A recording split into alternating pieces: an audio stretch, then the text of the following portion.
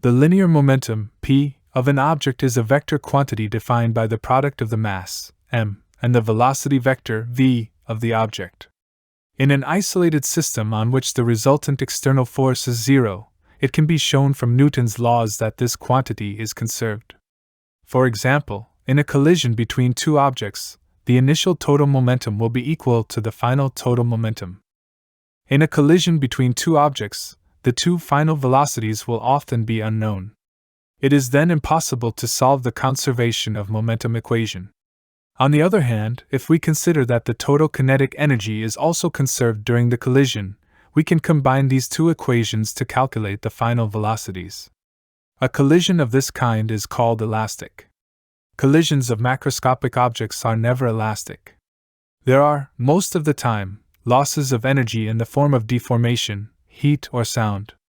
In some situations, such as in the game of pool, this is an acceptable approximation. Imagine, to begin with, a head-on elastic collision in one dimension between an object, in blue, which moves to the right, and an object, in red, at rest.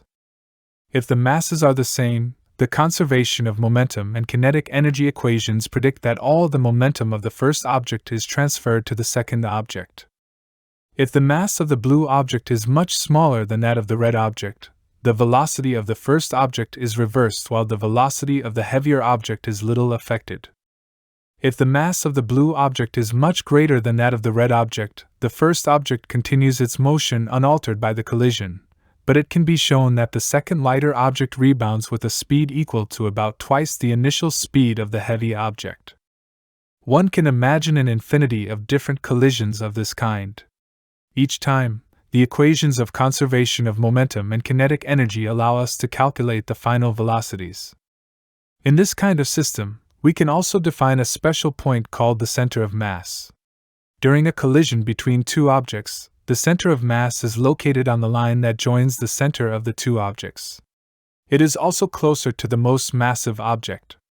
In fact, the center of mass depends on the mass and the position of each objects forming the system.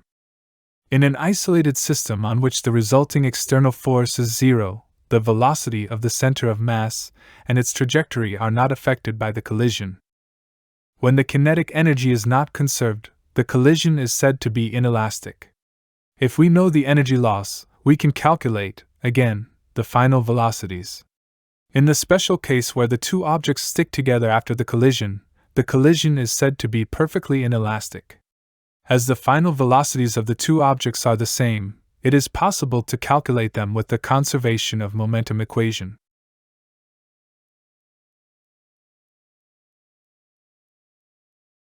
The same principles apply in a two-dimensional collision. In this case, there is conservation of the momentum along the x-axis and the y-axis. If the collision is elastic, we therefore obtain three equations to calculate the final velocities. Interestingly, if the collision is elastic, the objects have the same masses and one of the objects is at rest before the collision, we notice that their trajectories, after the collision, are perpendicular to each other. It might come in handy during your next game of pool.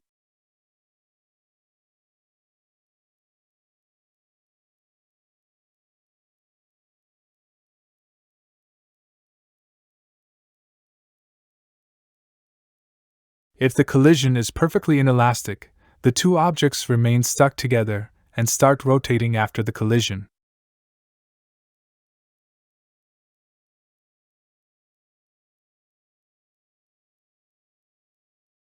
The laws of conservation of momentum and energy can be useful in determining the velocity of a projectile launched at high speeds, such as a bullet from a gun. In a ballistic pendulum, a bullet, of known mass, is thrown towards a block of wood, also of known mass, which then rises a certain maximum height, h, after the collision. Knowing this height, it is possible to calculate the speed of the system of the bullet and the block just after the collision with the conservation of energy. Knowing this speed, it is then possible to calculate the speed of the bullet just before the collision with the conservation of momentum.